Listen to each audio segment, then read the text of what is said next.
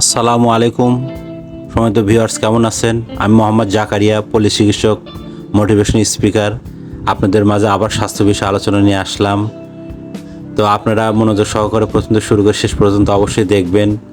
আপনারা সব চুপি চুপি দেখেন স্বাস্থ্য সম্পর্কে, কিন্তু একটি লাইক, শেয়ার, সাবস্ক্রাইব অবশ্যই করবেন। তো প্রথম থেকে শুরু করে অবশ্যই শেষ পর্যন্ত শুনবেন।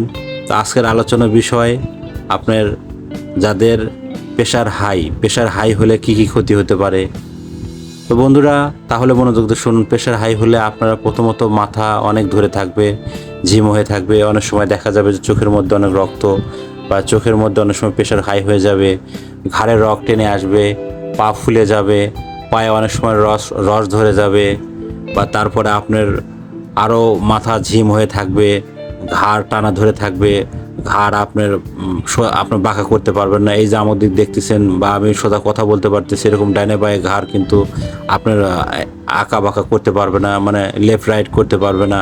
এটা কিন্তু খুব অনেক সমস্যা। প্রেশার হাই হলে এদিকে প্রচুর সমস্যা, এদিকেও আপনি কিন্তু বড় বিপদের মধ্যে হয়ে থাকবেন। এই জন্যে ছোট বড় যারা আছেন, কখন কোন অবস্থায় প্রেশার কখনো হাই রাখা যাবে না, আর কন্টিনিউ প্রেশার হাইয়ের ওষুধ খাওয়ার প্রয়োজন নাই।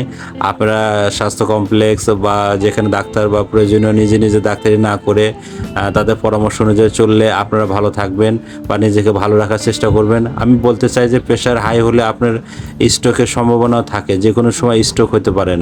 আর স্ট্রোক হলে যদি আপনি পড়ে যান বা প্রেশার হাইয়ের কারণে উল্টে পড়ে যান, হয়তো দেখার জন্য আপনার আশেপাশে আপনার সন্তান বা পরিবার বা বিবি বাচ্চা কেউ আপনার নেই, হয়তো ধাম করে আপনি পড়ে যাচ্ছেন। এই জন্য প্রেশার কখনো হাই করবেন না, আর উত্তেজিত হওয়া যাবে না। উত্তেজিত হলে এখান থেকে আপনার স্ট্রোক সম্ভাবনা আছে, প্রেশার হাই হয়ে যাবে।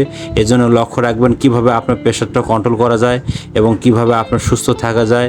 এবং সুস্থ থাকলে কিন্তু অনেক কিছু নিয়ন্ত্রণ থাকবে, আর অনেক কিছু নিয়ন্ত্রণ থাকলে কিন্তু আপনি নিজে অনেক কিছু নিয়ন্ত্রণ করবেন না, কারণ আল্লাহ তাআলার এটা বডি।